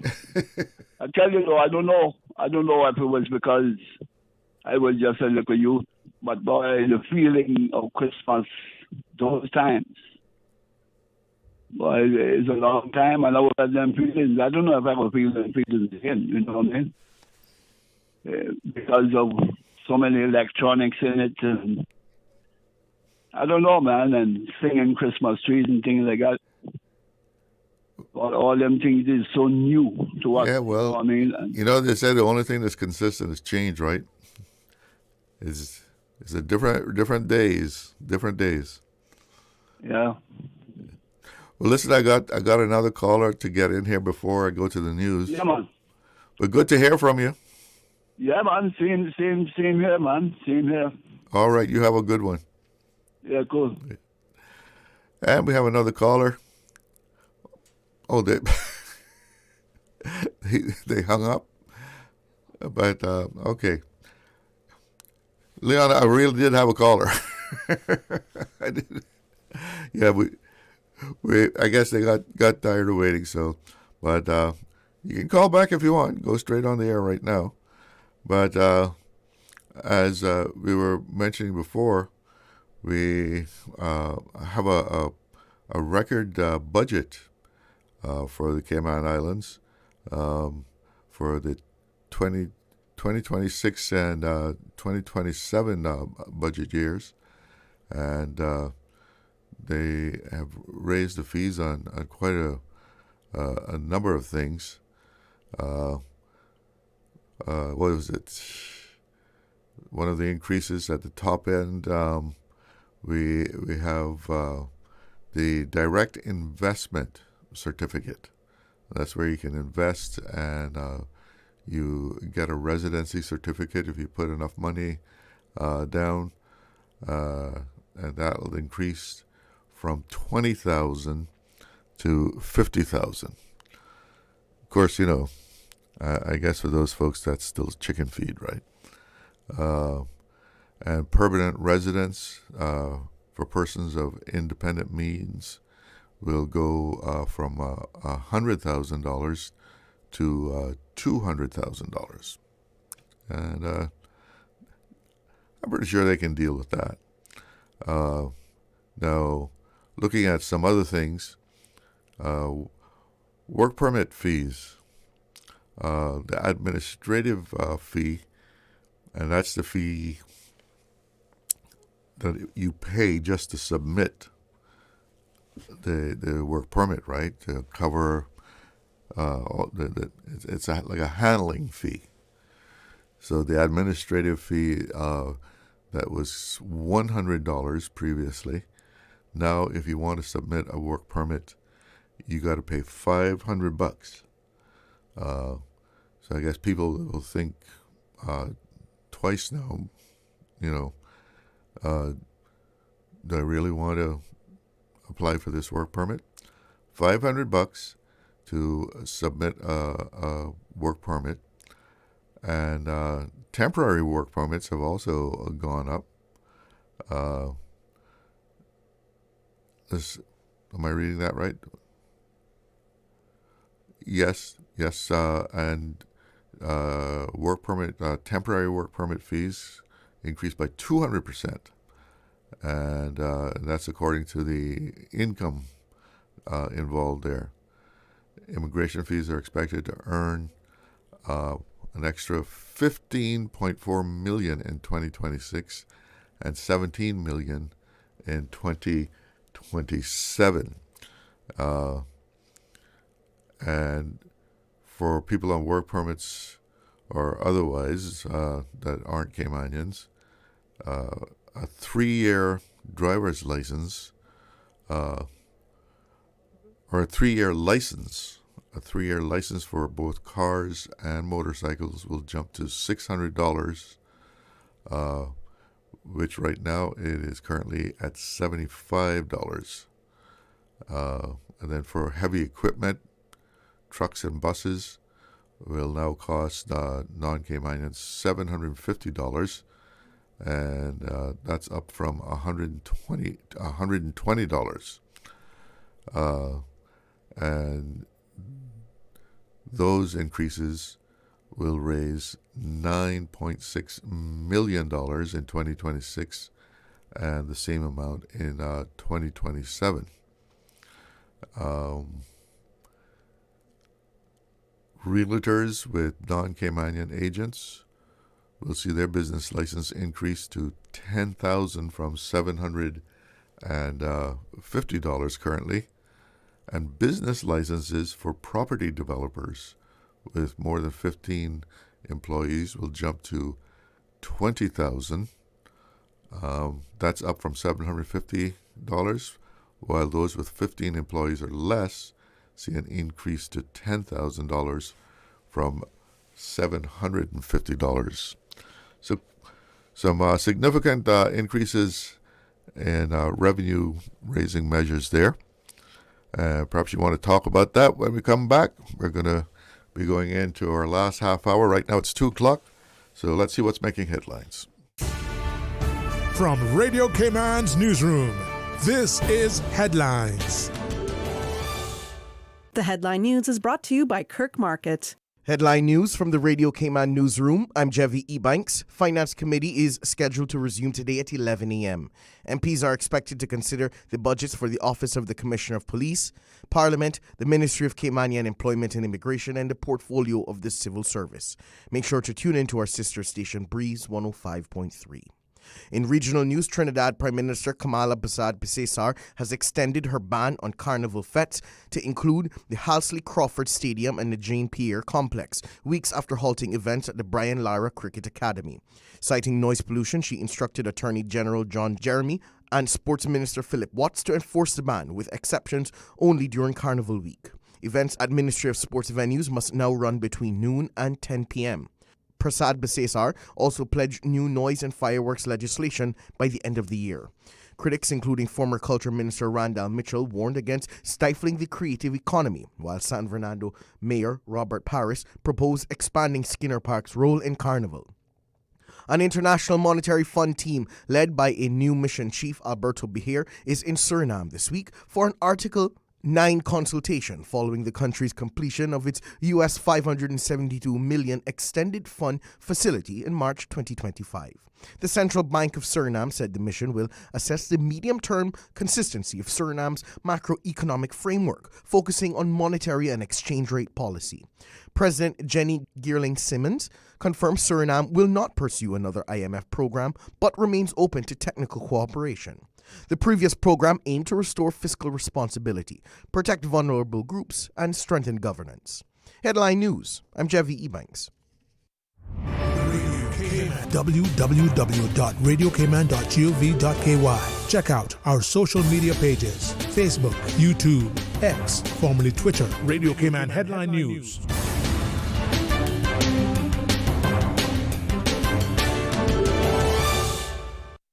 This holiday season, let Kirk Market do the roasting so you can do the hosting. Visit in-store or shop online and order your traditional family feast, complete with classic roasted turkey and ham, all the tasty sides and trimmings. Let the chefs at Kirk Market be your holiday helpers so you can spend less time in the kitchen. Order online at kirkmarket.ky or visit in-store today. And don't forget to visit the florist at Kirk Market to find the perfect centerpiece for your table. There's no place like Kirk Market for the holidays. Radio Cayman's Talk Today.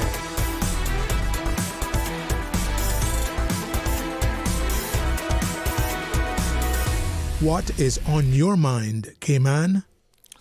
Welcome back. And wow, the internet getting real wonky on me here. And they had a big outage this morning in, what was it, Cloudflare? A lot of things went down, but the whole internet here, I've been trying to get some things, everything is like slow as a snail. Well, the phone lines are still working though. Let's take a phone call. Good afternoon, you're on the air. Yes, Mr. Glidden. All those things you guys are running through there with prices. Let me see if you can help me. For a driver's license renewal, what that will be? Well, I think this is for non-Caymanians. Hold on. Oh. Like I say, my internet is giving me some problem here. I wasn't clear on that myself, whether that was a license for the car, right, or a driver's license. Exactly. But it's going to be expensive, whatever it is. to renew your driver's license. Let's see what it says. Caymanian and non-Caymanian. Well, Are we exempt that's from another a lot that's of this? another thing. Though it's only going to affect non-Caymanians.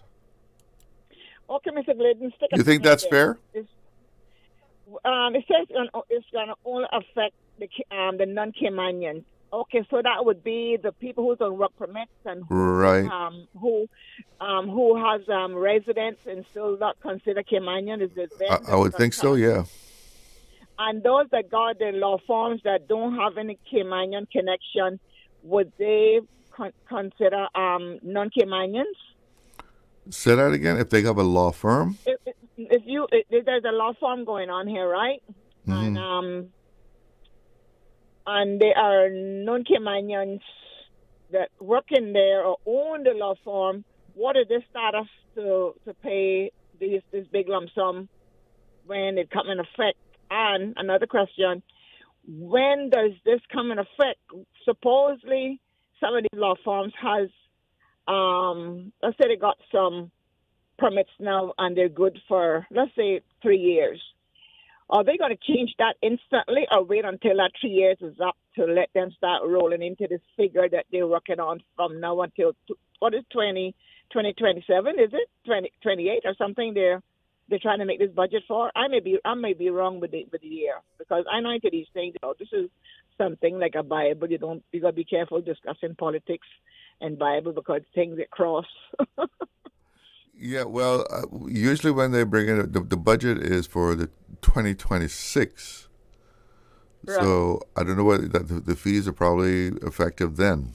I'm not 100% sure, but this is for beginning 2026 and then also covering the 2027 budget. It's a 2-year budget. So then after say, for example, to get the budget the way they want to get it by doing this, right? Or it's going to continue forever or just for this period of 2 years? It can't be that for 2 years that they want to do this for and then, bam, close it off and then start. Once they change fees like that, right? That's how it is until they would have to go back in and repeal this now. A small business person, let's say someone has a barber shop and they're paying $75 per year for the business license to run for their business license. You have an idea what it would cost? It's not listed there. If you see. That was not listed where I was reading from. It wasn't listed. Yeah. Okay. But it looks like a lot of these changes. Well, the work permit is for everybody. Anybody taking a work permit. But tell me something. Let's say, for example, right, the permit gone from, let's say, from, what is 100 to 500 or 200 to 500. Yeah, well, the administrative fee it was $100. Now it's going to be $500 just to submit a work permit. So they have to have that $500 the day they submit those papers, right? Yeah. And if they are not granted a work permit, how long does it take them to get that $500 back? Because right now, they are holding people's money for a year. Just $75 or $100, they're holding for a year. Now, if is that refundable? It is refundable within 1 year time.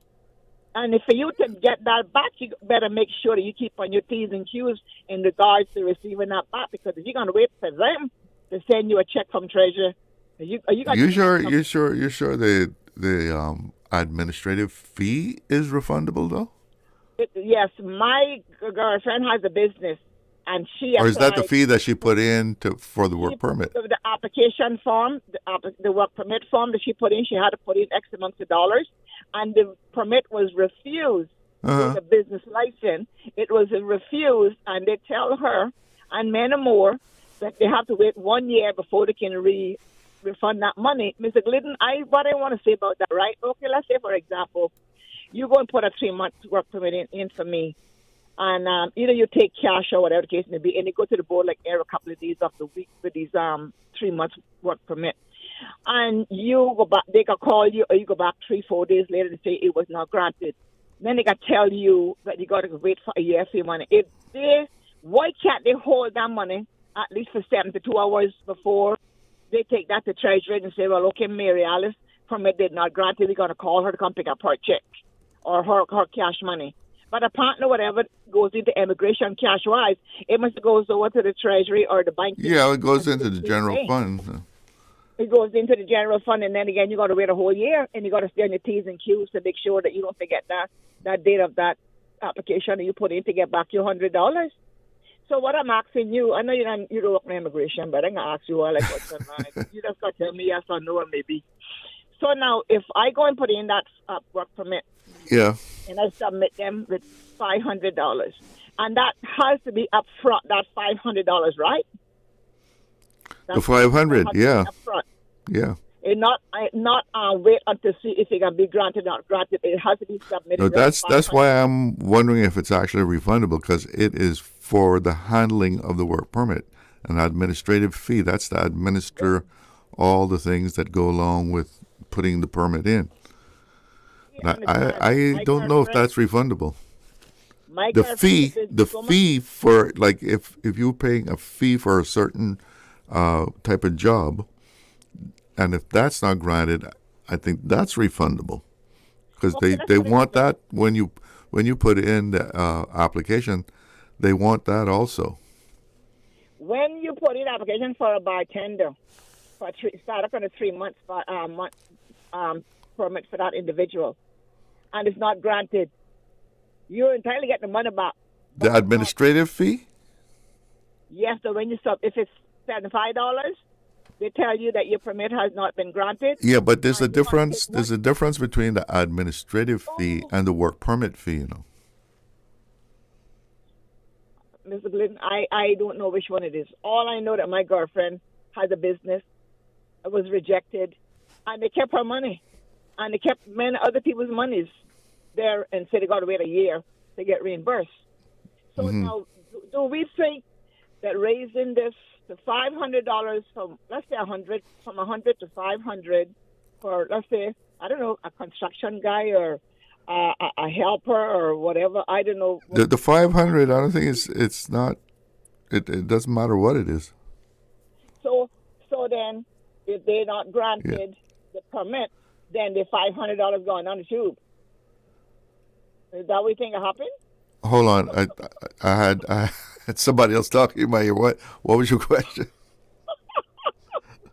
So if I apply for this permit and I paid my $500 and the permit is not granted, does that mean that my I don't think you get it back, because you're going to pay $500 plus what the fee is according to what the job category is.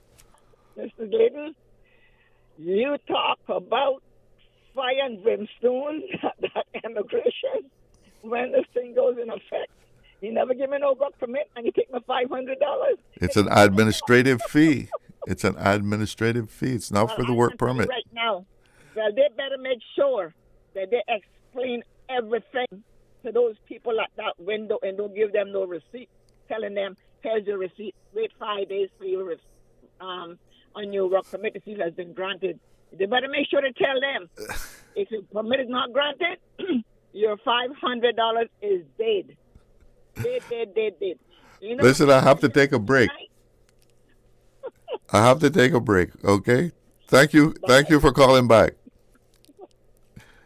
We'll be right back. Accidents and illnesses can strike without warning. Ouch! When it comes to urgent care, every second counts. At Doctors Hospital, we have a dedicated team of experienced doctors and nursing staff available to you 24 hours a day, 7 days a week. Don't waste time in an overcrowded emergency room when you need urgent care. Whether it's a broken bone, a severe infection, or a sudden illness, trust in Doctors Hospital's unwavering dedication to providing the best immediate care. For complete urgent care when you need it the most, choose Doctors Hospital, located in Georgetown, 16 Middle Road. Big news at Cayman Airways. We've added more flights to Miami and airfares start from just $80 US each way plus taxes. You heard that right. This fare is less than the taxes and fees. Whether you need a day trip or an afternoon flight on a Friday, Cayman Airways has you covered for that Miami trip with fares as low as $80 US each way. Some conditions apply and these cheap seats are limited, so hurry and book your seats today at CaymanAirways.com. More flights, more trips, more Miami with Cayman Airways. Stay cyber secure with Cayman National. Here are a few tips that will benefit you. Ensure to log out completely when you finish any online banking activities. Be aware of phishing attempts and only click links from trusted sources that are sent from your device through emails and messages. Remember, Cayman National will never ask you for your credentials. If you suspect a fraud attempt or that your account has been compromised, please immediately contact our customer support team at 949-8300. Freedom, Cayman Rack. Freedom, Little Cayman. Soft breezes, blue waters, no traffic. Unwind and rejuvenate your mind, body, and soul. Sister Island Staycations, a taste of freedom. Discover all that our sister islands have to offer. The year's largest Black Friday sale is back at Kirk Freeport. Enjoy 4 days of once-a-year deals on luxury jewelry, watches, fragrances, accessories, and more. From Thursday, November 27th until Monday, December 1st, find unbeatable discounts, up to 75% off of your favorite brands, located across Kirk Freeport's network of locations. Shop brands such as Pandora, Fossil, Citizen, and more. Visit kirkfreeport.com for store details. Get ready to move for a great cause. The Cayman Islands Conference of Seventh-day Adventists presents the Lasco Cayman Adventists Annual 10K Run Walk 2025. It's all happening Sunday, November 23rd, starting at 4 p.m. Walkers, runners at 4:30, and the kids start at 5. Register today at CaymanActive.com or visit the Adventist headquarters on Walkers Road. Entry fee just $25 KYT. All proceeds go to the Youth Camp 2026. So lace up, show your spirit, and let's make a difference together. Sponsored by Lasco and Praise 87.9 FM, the voice of hope for the Cayman Islands. Radio Cayman's Talk Today.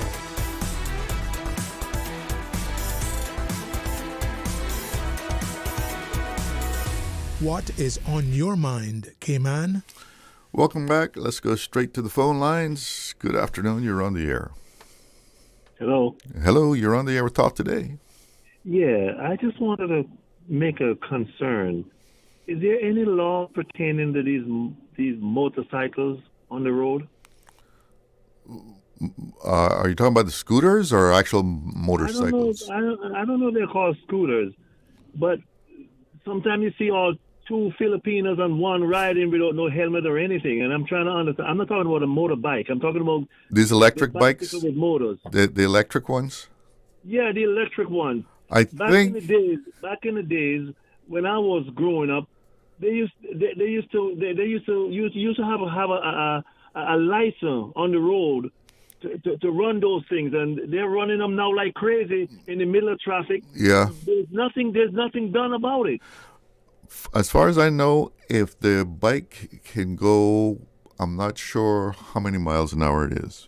I want to say 18, or maybe it's 15. Yeah, but hold on.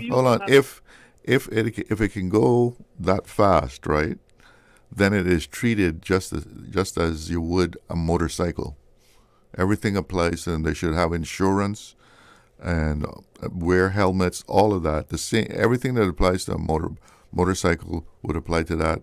If it can go, I'm not sure whether it's 15 or 18 miles an hour. So yeah, I mean, I don't see. I know what you're saying. They're all over the place, and you don't see much enforcement or any enforcement. Hello? No license. No, all of a sudden, no. They have these bikes in here, and they're running between traffic just like anybody else, and they pay nothing. But yet we want to jack up the prices and more and other things. And these people are coming in here, they're riding these things and not paying nothing. Yeah, but apparently there is some regulation about that. I don't know. It's not being enforced, but as a matter of fact, it wasn't too many months ago that something came out about that. The police made some announcement letting people know that if your electric bike goes so many miles per hour, you are treated just as you would a motorcycle. Well, So it's there. Well, nothing but is done. Nothing is done about it. Yeah. Nothing is done about it because And they write them like the rules don't apply to them. your bicycle, but nothing is done about it. They're riding between traffic and so you got to be so careful you don't hit one of them off of it. Well, let's hope that something is done about that because somebody's going to get seriously hurt. They don't wear no helmet or anything.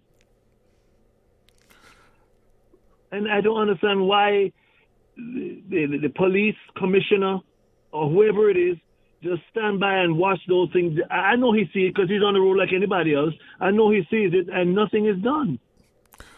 Well, let's hope that changes. Maybe they're listening now and somebody will take note. But listen, I got to get 2 more callers in here before the show ends. But thank you for your input.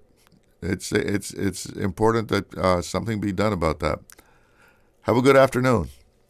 Let's take a WhatsApp call. Good afternoon. You're on the air. Hello. Good afternoon, Chalo. Good afternoon. How you doing? Okay. I think the government counting the chickens before they hatch. You mean with the budget? Yeah, they're talking about a lot of increases and things. Mm-hmm. But how do they know that is exactly what's going to happen, that they're going to make that money back? They don't know that. They're hoping so. Well, I guess every budget is like that. Okay. Well, I don't think they're going to make that money back how they have it planned. That's my personal opinion. Okay. But when it comes to the garbage dump, I don't know what Miss Catherine Ebanks Wilkes' plans are, but if they don't put recycling in place and make it a law when it comes to collecting garbage, because in England they have a garbage can for paper and cans, plastics, bottles. Yeah, a lot of places have that. Yes. And if it's not separated, it won't be collected, and then after a while you'll be charged for it. And I don't hear the government having any plans concerning this. And as long as the government doesn't have any plans concerning making a law and putting these things in place for the collection of garbage, the more garbage they put in that garbage dump on a daily basis, and no garbage is coming out for recycling, that garbage dump is only going to get worse.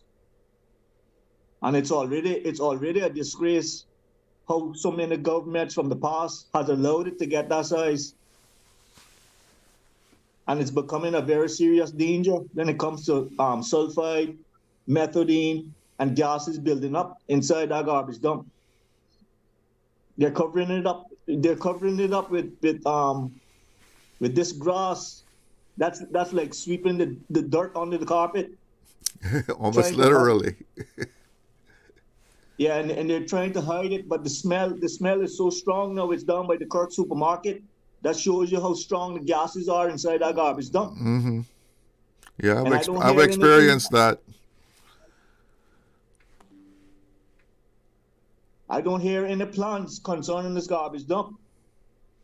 And if they don't realize it, that garbage dump is going to be the biggest disgrace ever in the Cayman Islands. They don't even have any plans concerning opening a new site and starting the recycling program, that they don't have to continue putting garbage in the same place where they're putting it now. Yeah, somebody needs to take the bull by the horns there, and we're going to have to make some big decisions about that. I mean, it just can't let it go on. But listen, I got 2 more calls that are trying to get in here, but thank you for your input. Have a good one. Okay. Let's take another call. Good afternoon. You're on the air. Hello? Hello? Yes, you're on the air. Okay. I wasn't sure which phone I was supposed to be on. I called in the 1-800 number. But anyway, the last caller, the point about the garbage,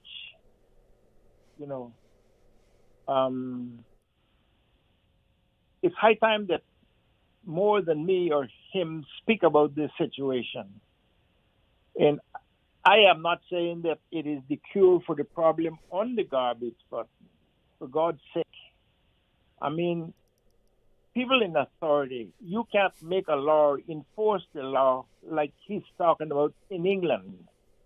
You have to separate your garbage, whether it's plastic, aluminum, and put it in different containers. Mm-hmm.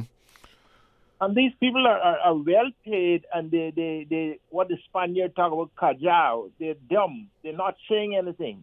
How can they look people in the face and say, I am your representative? That is such a disgraceful situation. Like he said, you go by Coke supermarket, and it's not a pleasant smell. Yeah, it almost knocks you out. Yeah, but I don't know how long it was going to take, but something needs to be done in short order to start, doing some kind of a rectification of what's going on now. So I'll just skip that for a minute. I know time is not on my side, but one of your callers is talking about Christmas. I think I'm trying to interject a little bit of pleasantness and, let's talk about the better way for Christmas, or what we used to do. Mm-hmm. Christmas gone by, when October came, late September, October, it was such a joy and a fun for us as young people going in back in your sun. I remember one time me and my brother borrowed Mr. Charles Reynolds' donkey. Back in Sun, you remember Mr. Charles Reynolds, right? Yeah. I remember back in Sun, too. Oh, my God. You could get growls like Oriel and them had around the house out there. That was such a beautiful place with conch shells. And when you hear Christmas coming, the thought of just Christmas coming was such happiness spreading all through the island.